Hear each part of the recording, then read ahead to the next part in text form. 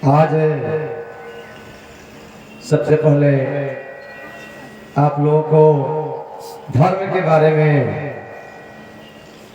बताने जा रहा हूँ।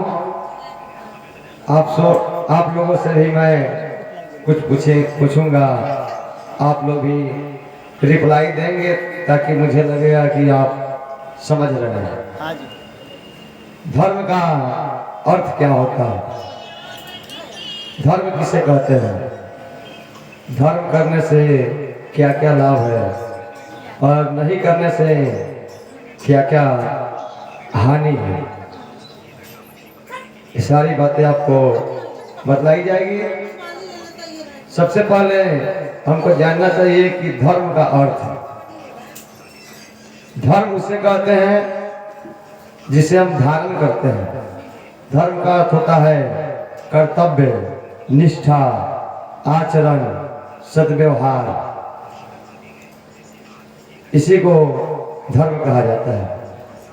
धर्म का ये मतलब नहीं कि हम दिन रात पूजन कर रहे हैं, भगवान का आराधना कर रहे हैं तभी हम धर्म कर रहे हैं। पूजा पाठ हम नहीं कर रहे हैं तो हम धार्मिक नहीं हैं, अधर्मी हैं, ऐसी बात नहीं है। धर्म का अर्थ होता है अपने कर्तव्य का पालन करना, अपने कर्तव्य के बारे में जानना और उसे निष्ठापूर्वक पालन करना ही धर्म कहलाता है। जैसे एक छोटा सा उदाहरण, हम लोग रास्ते पे चलते हैं, तो रास्ते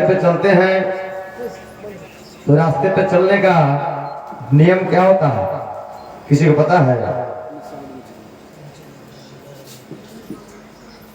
रास्ते पे किधर चलना चाहिए? हम लोग का साइड कौन होगा? बायां साइड होगा। इसी को धर्म कहा जाता है। हम लोग इसको मानते हैं कि जब हम सड़क पे चल रहे हैं तो हमारा साइड जो है बायां साइड है, तो जब तक हम बायां साइड से चलते रहेंगे तो किसी तरह की दुर्घटना होने की संभावना नहीं होगी। तो यही मेरा धर्म भी है। अपने सनातन धर्म में जो कहा गया है उसको निष्ठापूर्वक पालन करना ही धर्म है। निष्ठापूर्वक पालन नहीं करने से क्या नहीं होगा?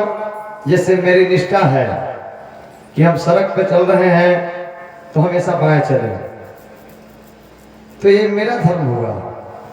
फिर आप कहते हैं कि हम तो धर्म कर ही रहे हैं फिर भी बहुत परेशान हैं, और दूसरे धर्म वाले को हम लोग उदाहरण बना लेते हैं। ये इस्लाम धर्म अच्छा है, वो धर्म अच्छा है, तरह तरह का हम लोग धर्म का उदाहरण देते हैं और नई पीढ़ी को अलग भटका देते हैं। उसको भी लगता है कि हम लोग का धर्म जो है ढकोसला है। धर्म को भी ढकोसला के दृष्टि से लोग देख रहे हैं, लेकिन इसको सूक्ष्म रूप से समझेंगे तो बहुत ही आनंददायक है, और जो नई पीढ़ियां है उसको भी सुसंस्कृत बनाने में सहयोगी होगी। तो जैसे हम कहते हैं कि वो धर्म अच्छा है, तो हर धर्म का सम्मान करना चाहिए। जैसे हम बाएं तरफ चल रहे हैं, ये मेरा धर्म है। जो उधर से आ रहा है उसका कौन सा धर्म होगा? उसका भी धर्म वही है, वो अपने से बाएं आ रहा है। लेकिन आपका ये धर्म नहीं है कि उस धर्म में जाएगा। अगर धर्म परिवर्तन करते हैं क्या होगा? बाएं चल रहे हैं, जब दाहिने साइड में जाएंगे क्या होगा? एक्सीडेंट होगा, दुर्घटना होना ही होना। बोलिए जोर से। आप लोग जब रिप्लाई दीजिएगा तो हमको लगेगा कि सुन रहे हैं। तो जैसे ही अपने धर्म को छोड़ के बायां साइड छोड़ करके दाहिने साइड में जाएंगे तो दुर्घटना की संभावना अधिक बनती है। उसमें लोग कहते हैं, और उदाहरण देंगे आपको कि फलाना तो चला गया, उसका क्या हो गया? हम भी चले जाएंगे। कभी कभी आप लोग भी जब गाड़ी चलाते हैं ओवरटेक करने के चक्कर में दाहिने चले जाते हैं। सही बात। ओवरटेक करने के चक्कर में दाहिने जाते हैं तो ये आपका धर्म नहीं हो गया। ओवरटेक करना नियम नहीं हो गया। ओवरटेक करने में जब तक आप सुरक्षित हैं तब तक कब तक, जब तक उधर से कोई गाड़ी नहीं आ रही है, उधर का धर्म वाला आपको देख नहीं रहा है। जैसे ही आ जाएगा उधर का धर्म वाला तो आपका काम तमाम हो जाएगा। तो लोग धर्म परिवर्तन करने के लिए तरह तरह का आपको उदाहरण देते हैं। उन लोगों को इस बात को समझना चाहिए कि जैसे ही हम धर्म परिवर्तन करेंगे तो हमारा नुकसान ही नुकसान है। क्षणिक लाभ के लिए धर्म परिवर्तन करना या अपने धर्म का उपहास करना ये कहीं से अच्छा नहीं है। तो धर्म हमारा क्या कहता है कि कर्तव्य का पालन कीजिए, निष्ठावान होइए, दयालु होइए, अहिंसा परमो धर्म, अहिंसा ही परम धर्म है। धर्म का यही शास्त्रों में अर्थ बतलाया गया है। हमारा धर्म कहता है माता पिता की रक्षा कीजिए, ये भी धर्म है। गुरु की सेवा कीजिए, गुरु की बात मानिए, ये धर्म है। हमारे श्रेष्ठ लोग जो कहते हैं उनके बात को मानिए। जब तक उनके बात को मानते रहेंगे तब तक आपका कल्याण ही होगा। क्योंकि कहा गया है अनुमान गलत हो सकता है लेकिन अनुभव नहीं गलत होता। आपका अनुमान गलत होगा, आप कुछ अनुमान लगाते हैं अपना, वो गलत हो जाता है।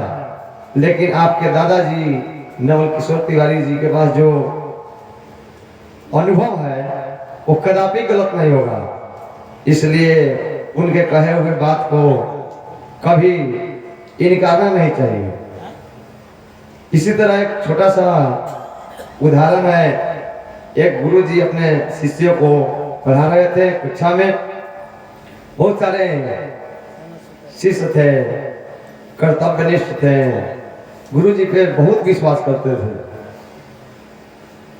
लेकिन गुरुजी को लगा कि इसमें से कितने लोग निष्ठावान हैं, तो परीक्षा हो जानी चाहिए।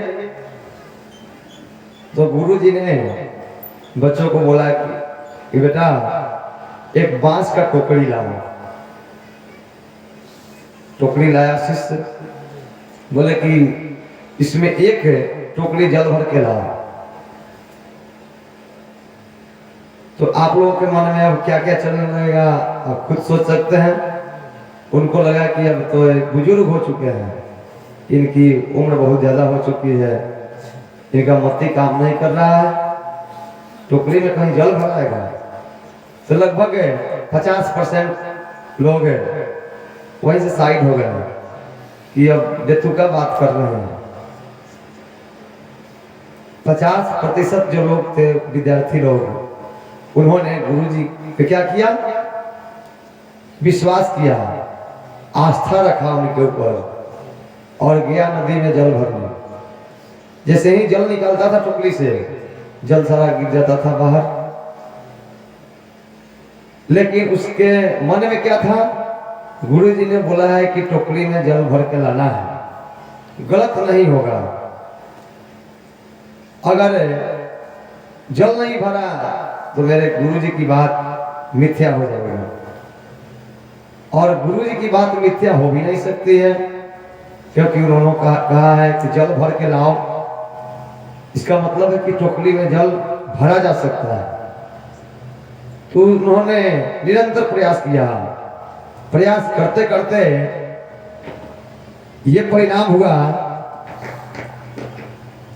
कि जब बांस का कमची जो होता है जल में फूलता है, उसका आकार बढ़ता है। जैसे ही कमची का आकार बढ़ा, सब एक दूसरे से चिपक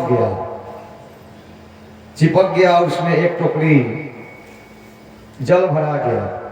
गुरुजी को लाकर दिया गुरु जी को तो परीक्षा लेनी थी। तो आप लोग भी कुतर्क नहीं कीजिएगा बड़ों के बातों में। अगर कुछ कह रहे हैं तो उनका उपहास नहीं, ऐसा नहीं कि वो बुजुर्ग हो गए वो क्या कहेंगे, उनके बात में थोड़ा भी क्रोध नहीं करना चाहिए।